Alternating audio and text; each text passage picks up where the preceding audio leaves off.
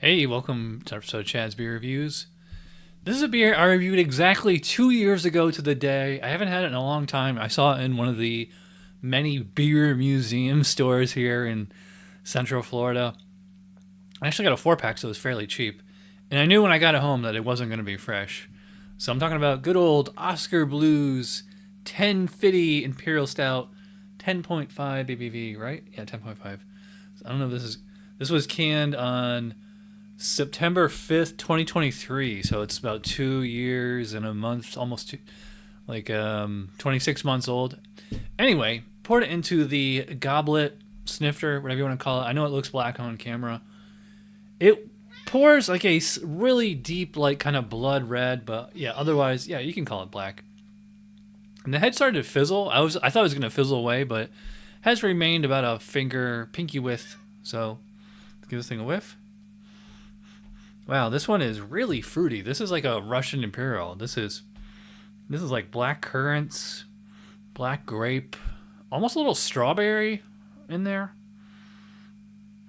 Yeah, this is like one of the more like tarry kind of Imperial Stouts. It's funny, this kind of smells like the Combs Russian Imperial Stout. I get like no oxidation on it. I get no alcohol. So hopefully this kept pretty well for the last 2 years. Let's find out. Cheers.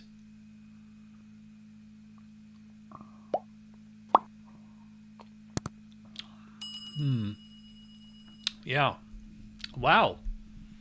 I mean, I've had this beer several times before, and I think every time I've had it, it's always impressed me. I don't know why, like, this is so hard to come by. Like, I don't see this at Total Wine. I don't see it at Publix or Walmart or any of those places. I find it at, like, the freaking bodega. Why Oskar Blues? Why is this, like, so hard to find? The taste, kind of like it smells. I said very fruity. It definitely does taste very. I think the first thing I got was black currant, black licorice, actually.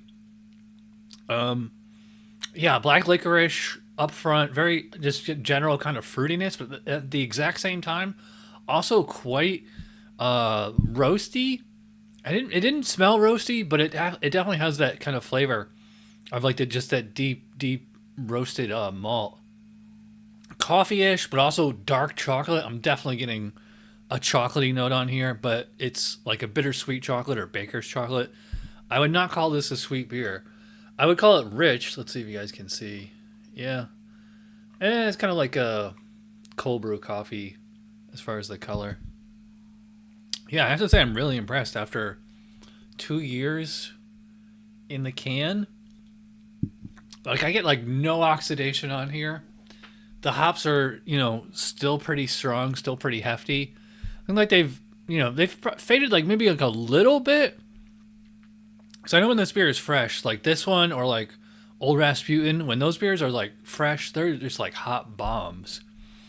Yeah, so I wouldn't call this a hot bomb, but it's definitely pretty darn hoppy for the style.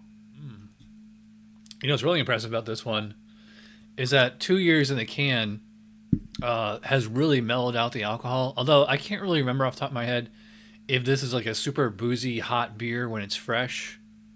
If anyone knows, let me know in the comments. But yeah, it is super smooth. The first few sips, I wasn't getting alcohol at all as far as taste or warmth.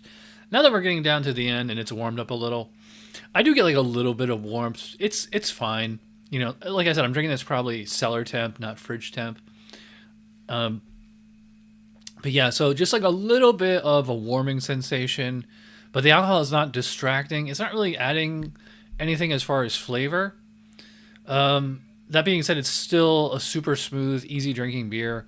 10.5 ABV, a gentle warmth, full, thick body. Yeah, definitely full bodied. I don't know if I go as far as to call it creamy, but it's definitely very smooth.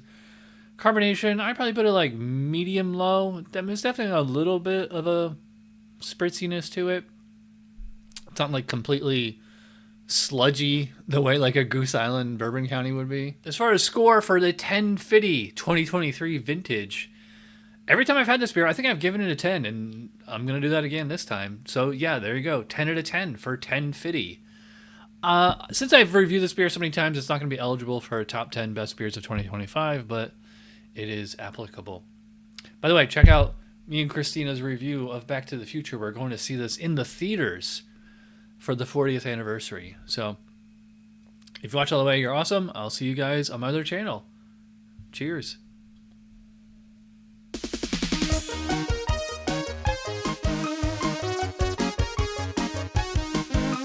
Somebody brewed it. Chad just reviewed it. Thanks for watching Chad's beer review. Trust me, the next episode will be a lot better.